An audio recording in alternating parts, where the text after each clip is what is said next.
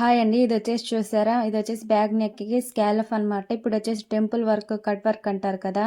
ఇది బాగా ట్రెండింగ్‌లో ఉందండి. దీనికొచ్చేసి బ్యాక్ సైడ్ మనము థ్రెడ్స్ అయినా వేసుకోవచ్చు. లేకపోతే ఒక చిన్న బటన్ అయినా పెట్టుకోవచ్చండి. దీన్ని ఎలా కట్ చేసుకోవాలి, ఎలా స్టిచ్ చేయాలని చెప్పేసి ఫుల్ వీడియో తొందరలో వస్తుందనమాట. చూడండి. ఇది చాలా నీట్ ఫినిషింగ్‌తో వచ్చింది కదండీ! ఇక్కడొచ్చేసి మనము లైనింగ్ పీస్ మీద ఇలా క్యాన్వాస్ అనేది కట్ చేసుకుంటే చాలా నీట్ ఫినిషింగ్‌తో వస్తుందండి. ఇప్పుడొచ్చేసి కొంతమంది లైనింగ్ పీస్‌ని కట్ చేసుకుంటున్నారు. అలా కట్ చేసుకుంటే ఫినిషింగ్ అనేది రాదనమాట. ఇలా క్యాన్వాస్ కట్ చేసుకుంటే మనకి ఫినిషింగ్ అనేది బాగా వస్తుంది. వీటి క్యాన్వాస్‌ల్లో 2 టైప్స్ ఉన్నాయండి. మనకి షర్టులు కూడా వేస్తారు.